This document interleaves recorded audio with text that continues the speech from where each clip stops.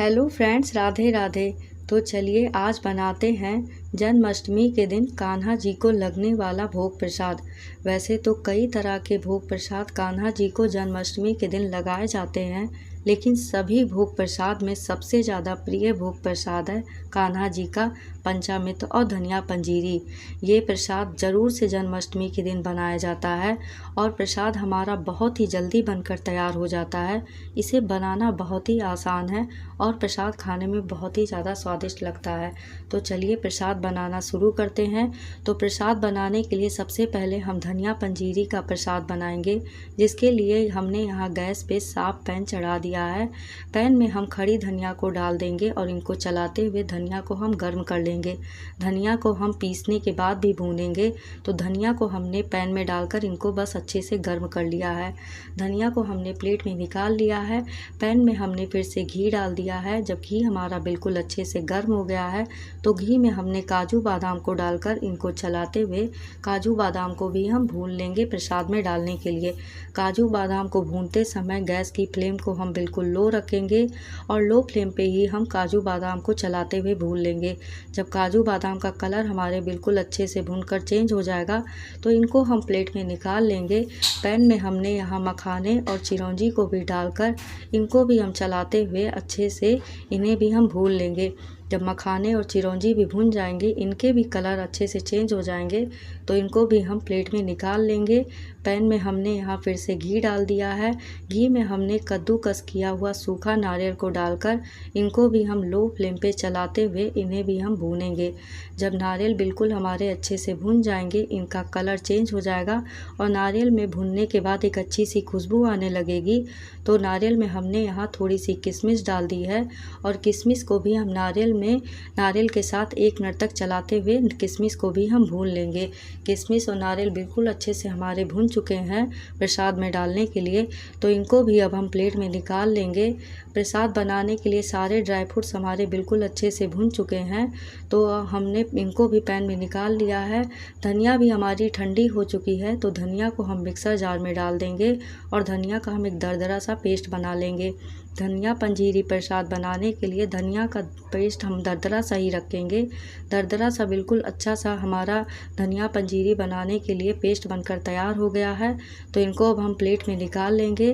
प्रसाद बनाने के लिए धनिया को भी हमने यहाँ दरदरा सा पीस लिया है और धनिया को भूनने के लिए हम गैस पर पैन चढ़ा देंगे। पैन में हमने यहाँ घी डाल दिया है। जब घी हमारा गर्म हो गया है तो घी में हमने यहाँ पिसी हुई धनिया को डालकर इनको भी हम चलाते हुए भूनेंगे। धनिया को इस तरह से पीसने के बाद जब हम इस तरह से भून कर घी में और इनका प्रसाद बनाते हैं तो प्रसाद हमारा खाने में बहुत ही ज़्यादा स्वादिष्ट होता है।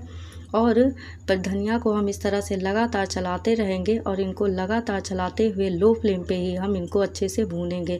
जब धनिया बिल्कुल अच्छे से भून जाएगी हमारी, इनका कलर चेंज हो जाएगा और धनिया भूनने के बाद इनमें एक अच्छी सी खुशबू आने लगेगी, तो धनिया को हम प्लेट में निकाल लेंगे। धनिया भी हमारी बिल्कुल अच्छे से भूनकर तैयार हो गई है।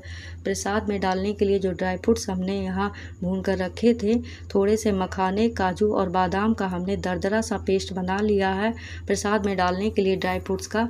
और यहाँ हमने एक साफ कटोरा लिया है। कटोरे में हम भुने हुए धनिया को डाल देंगे और इसमें हमने जो बादाम और काजू को भून कर रखा था इनको भी डाल दिया है। जो हमने नारियल और किशमिश रखे थे भूनकर, इनको भी हम डाल देंगे और जो हमने ड्राई फ्रूट्स का पाउडर बना कर रखा था इनको भी हम डालकर इनको अच्छे से मिक्स कर लेंगे।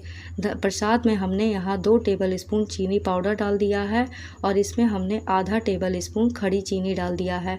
खड़ी चीनी डालने से प्रसाद में प्रसाद का स्वाद बहुत ही ज़्यादा अच्छा आता है खाने में। और इन सभी को अच्छे से हम मिक्स कर लेंगे। फिर जो हमने थोड़े से काजू, बादाम और मखाने भून कर रखे थे उनको भी हम इस तरह से ऊपर से इसमें डाल देंगे प्रसाद में। प्रसाद हमारा बहुत ही ज़्यादा अच्छे से बनकर तैयार हो गया है। इस जन्माष्टमी में आप भी इस तरह से धनिया पंजीरी का प्रसाद बनाइए। इस तरह से हम लोग जन्माष्टमी के दिन ज़रूर से धनिया पंजीरी का प्रसाद बनाते हैं, जो आज मैं आप सभी लोगों के साथ इसकी रेसिपी शेयर कर रही हूँ। ये प्रसाद हमारा खाने में बहुत ही ज़्यादा स्वादिष्ट होता है और आप सभी लोग मेरी वीडियो कहाँ से देख रहे हैं मुझे कमेंट बॉक्स में लिखकर ज़रूर बताइएगा। प्रसाद के ऊपर से हमने यहाँ तुलसी जी का पत्ता रख दिया है। प्रसाद हमारा बिल्कुल अच्छे से बनकर तैयार हो गया है। तो चलिए अब हम दूसरा पंचामृत का भी प्रसाद बना लेते हैं। तो पंचामृत का प्रसाद बनाने के लिए हमने यहाँ एक साफ कटोरा लिया है। कटोरे में हम दूध डाल देंगे और दूध में हमने यहाँ 1 टेबल स्पून दही डाल दिया है। आप सभी लोग मेरी वीडियो को कहाँ कहाँ से देख रहे हैं मुझे कमेंट बॉक्स में लिखकर ज़रूर बताइएगा। और वीडियो मेरी आप सभी लोगों को अच्छी लगी तो प्लीज़ मेरी वीडियो को लाइक शेयर और सब्सक्राइब ज़रूर कर लीजिएगा। दूध में हमने यहाँ 1 टेबल स्पून दही डाल दिया है। दही में हमने आधा टेबल स्पून शहद डाल दिया है। पंचामृत का प्रसाद बनाने के लिए इसमें हमने आधा टेबल स्पून घी डाल दिया है। प्रसाद बनाने के लिए हमने इसमें आधा टेबल स्पून घी डाला है। घी आप इसमें मेल्ट करा हुआ डालिएगा। मैंने इसमें यहाँ इसी तरह से घी डाल दिया है प्रसाद बनाने के लिए। और इसमें हमने 2 टेबल स्पून चीनी पाउडर डाल दिया है और इन सभी को हम अच्छे से मिक्स कर लेंगे चलाते हुए। आधा टेबल स्पून हमने इसमें गंगा जल डाल दिया है और इनको हम अच्छे से चला लेंगे। पंचामृत का भी प्रसाद हमारा बिल्कुल अच्छे से बनकर तैयार हो गया है। तो इसके ऊपर हमने थोड़े से मखाने और थोड़े से कटे हुए नारियल डाल दिए हैं सूखे।